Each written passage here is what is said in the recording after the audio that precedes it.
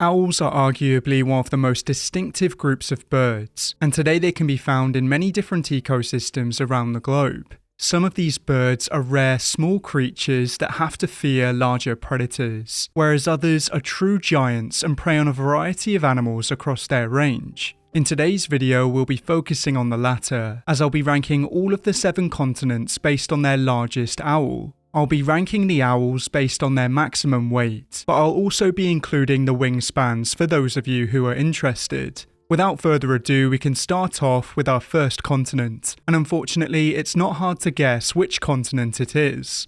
Antarctica often comes in last place when I make these videos, and it's mainly because of its extremely harsh and unforgiving environments. Antarctica is the only continent that doesn't have any native owl species, simply because it's impossible for any living owls to survive here.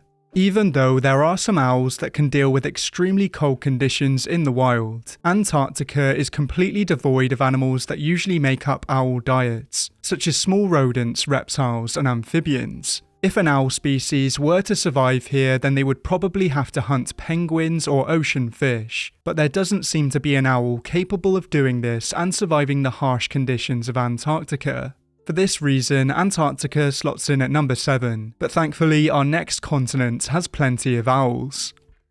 The owls of Oceania have some very interesting names, such as the small but efficient moorporks, and the equally beautiful boobuks. The owls got these names because it's meant to sound like their calls, and it would be very interesting if we use this naming strategy for all birds around the globe.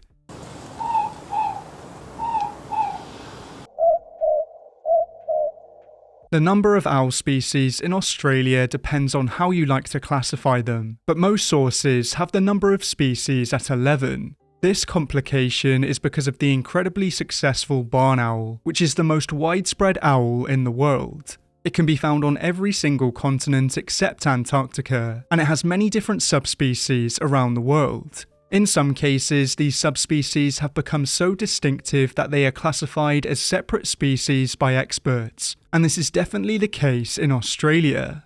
Many of the owls in Australia that are considered to be separate species are all members of the barn owl genus, and of course they all look very similar to each other. New Zealand also shares a few species with Australia, but it's also home to the little owl which was introduced from Germany in the early 1900s. This was around the same time that the beautiful laughing owl went extinct in the country, and this bird was known for its maniacal laughing call. Its downfall was caused by habitat loss and the introduction of invasive species, and it's a real shame that we can't see it in the flesh today.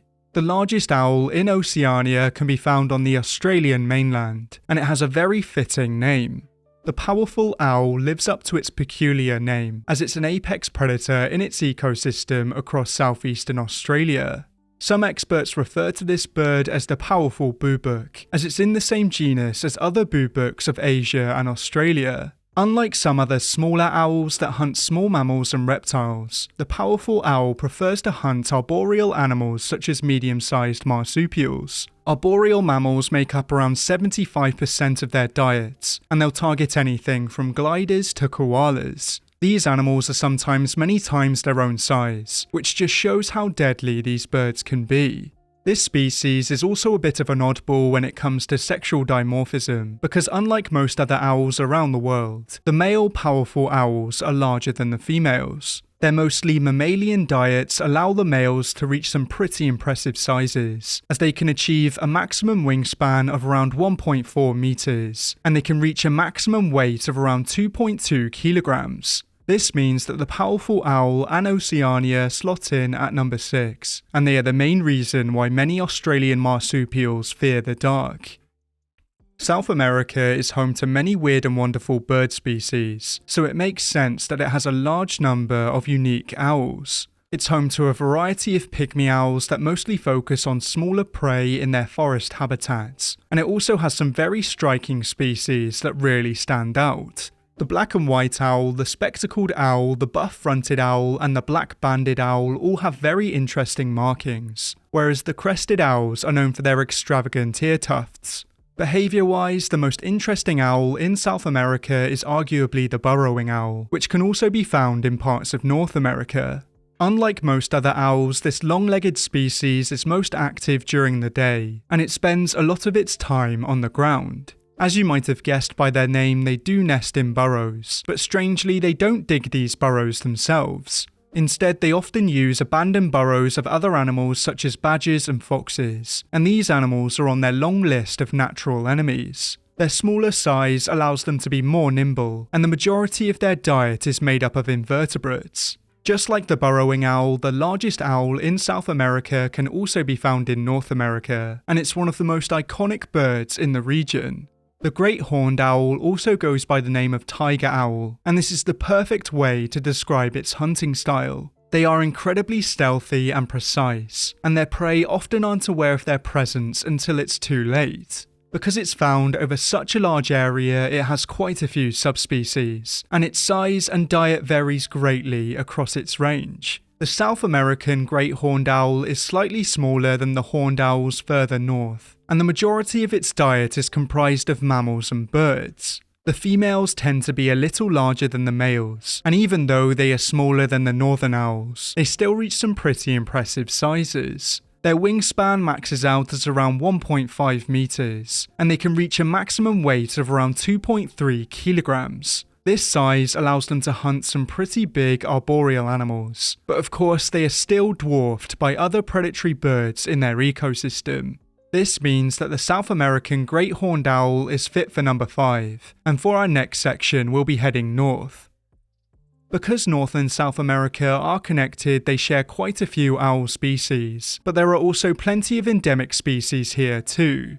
The barred owl is possibly the most famous example, and it's possibly one of the most beautiful owls on the continent. Strangely, across some parts of North America, it's actually considered to be an invasive species, as they have naturally expanded their range, and this is very bad news for another native bird.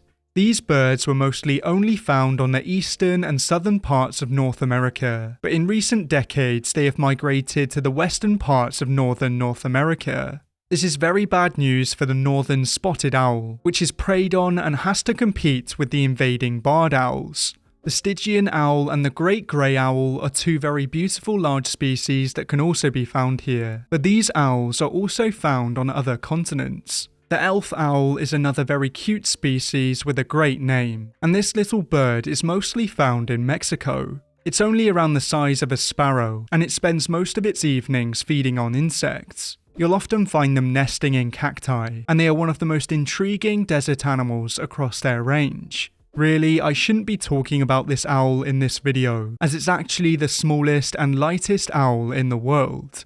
Because of this, I'll swiftly be moving on, and to find the largest owl in North America, we'll have to head somewhere a lot colder.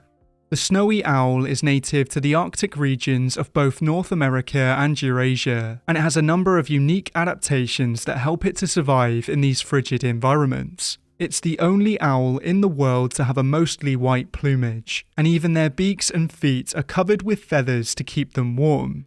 The snowy owl is primarily a mammal hunter, with lemmings making up the majority of their diets in some regions. Despite this, they will sometimes feed on aquatic prey and water birds, and in some cases they will even feed on the carcasses of dead marine mammals. This protein-rich diet allows them to reach some pretty impressive sizes, and the female snowy owls are around 25 to 30% larger on average. The females can have a wingspan of around 1.65 meters, and they can achieve a maximum weight of around 2.9 kilograms. There are owls in North America that are taller and have larger wingspans, but the snowy owl is a very stocky bird, and it's fit for number 4 on this list. Africa's landscapes and ecosystems vary greatly across the continent, and this means that the owls that are found here can live very different lives to one another. Like all other continents apart from Antarctica, they do have a few barn owl species and subspecies, and if you're lucky, you'll also spot some fishing owls around wetland areas. These birds specialise on hunting aquatic and semi-aquatic prey, mostly targeting fish and amphibians near the surface of the water. Madagascar is one of the most biodiverse places on this planet, and this giant island boasts a few endemic owl species. The Madagascar owl is the largest species of owl in Madagascar, and it mostly feeds on small mammals such as bats and mouse lemurs. Some of the largest and most widespread owls in Africa are the eagle owls, and each of these birds is adapted to a slightly different way of life. The Pharaoh eagle owl is slightly smaller than other owls in its genus, and it's perfectly adapted to hunt in desert and arid regions. The largest owl in Africa was once considered to be in the same genus, but over the years we have started to understand it a little better. Pharaoh's eagle owl is found over most of sub-Saharan Africa, and up until 2020 it was placed in the genus Bubo with other large eagle owls. Today it's placed in the same genus as a few fish owls and other closely related eagle owls, but it's so large and powerful that it'll even hunt other members of its genus. They are known for having large, bright pink eyelids, which is a trait that isn't shared by any other owl.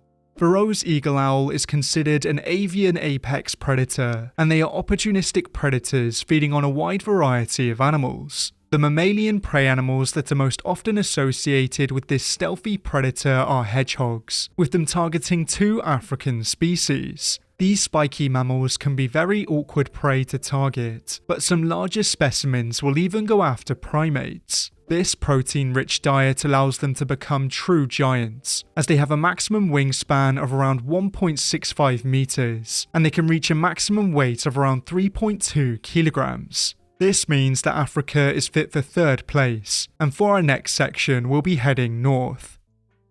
There are 13 different species of owl that can be found in Europe, with many of them also being found in Asia, Africa and North America. The most common owl across the continent is the small and stocky tawny owl, with its call being one of the most recognisable bird calls in the region.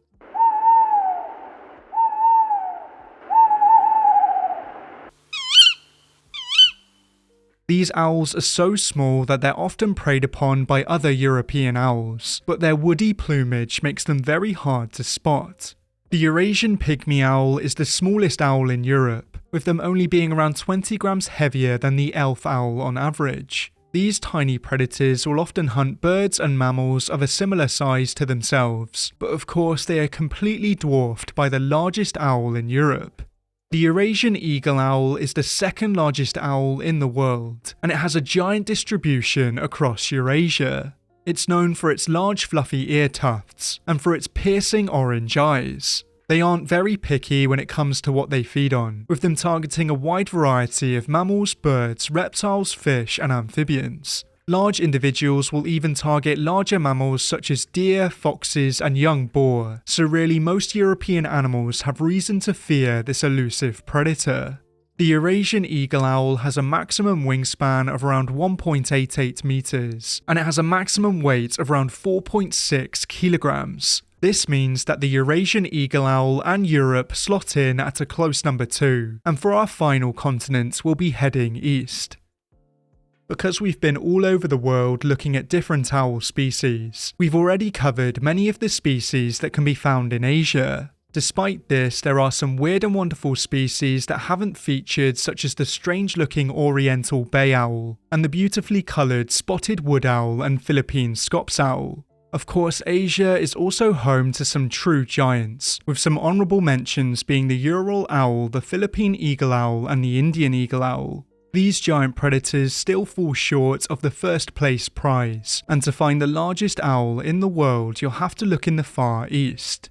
Blakiston's fish owl is a master of riparian habitats, and it's in the same genus as the previously featured Pharaoh's eagle owl. They are mostly found in forests bordering large rivers and lakes, as this gives them a good view of their desired prey. They primarily feed on fish, including pike, trout, catfish and salmon, but they'll also target mammals and birds such as waterfowl and martins. Their size means that they aren't easily bullied, and they'll even coexist with other large fish-eating birds such as Steller's sea eagle and white-tailed eagles. Just like the snowy owls, they have a thick plumage that helps them to keep warm in freezing conditions, and this also means that they are extremely heavy birds. They actually max out at the same weight as the Eurasian eagle owl at 4.6 kilograms, but they have a slightly larger maximum wingspan at 2 meters. For this reason alone, they take the number 1 spot, and Asia is home to the 2 largest owls in the world.